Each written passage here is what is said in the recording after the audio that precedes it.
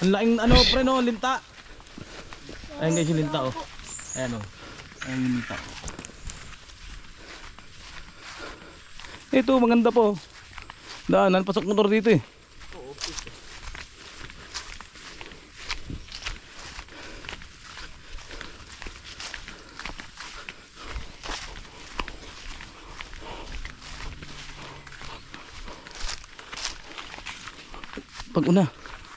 Pag una. Gwapo mo ah. Oh.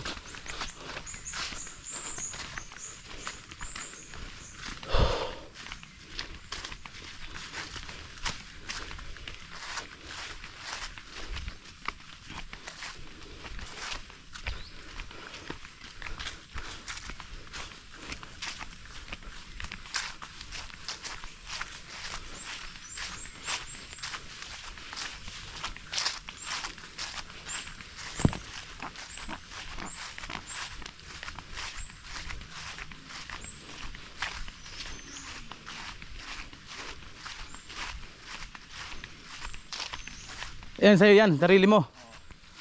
Lalaki. Ayun ang asawa nun. Yung nanganak. Yan guys yung kalabaw niya, lalaki. Ito lalaki, yung isa naman. Ayan nangyayari yung ganyan ano. Kaya di siya makaalis ano.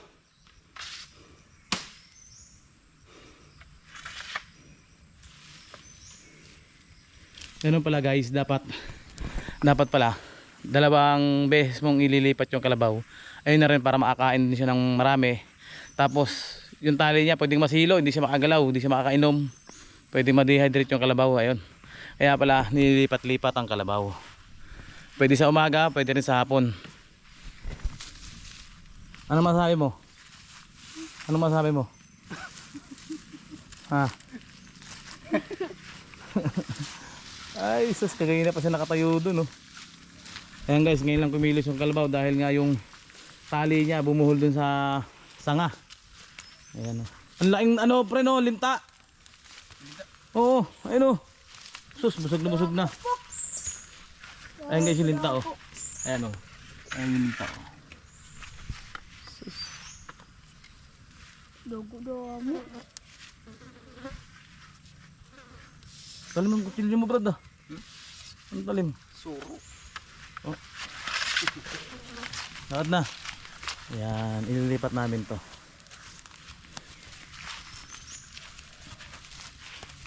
Ang laki niya no. Ayan. Dati sumasakay ako dyan eh. Punta kami ni Efren sa Iraya. Kasakay kami sa kalabaw niya. Minsan ako lang.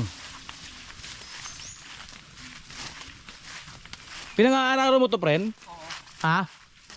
Saan? Ikaw rin nag-aararo? Sa palayan?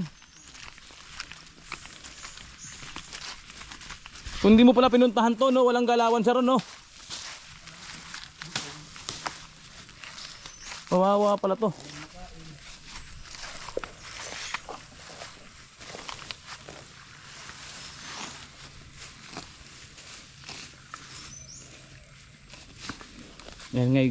Ayan guys, so ngayon kumain na siya kasi ganina hindi siya makagalaw. Bali nabuhol yung tali niya kaya wala siyang alisan. Ngayon nakagalaw na. Ayun pala purpose nung paglipat-lipat ng kalabaw. Umaga at hapon, ganun pala. Kasi kung hindi namin pinuntahan, hindi niya pinuntahan sigurado baka nagutom to. Dito na to. Dito na yan. Tara.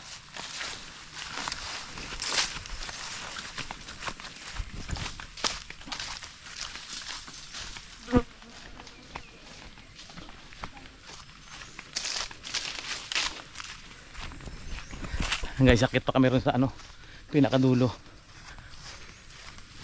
And doon kami mangunguha ng buko. Akit ka ba pa rin? Yun. Makakatim tayo ng buko guys.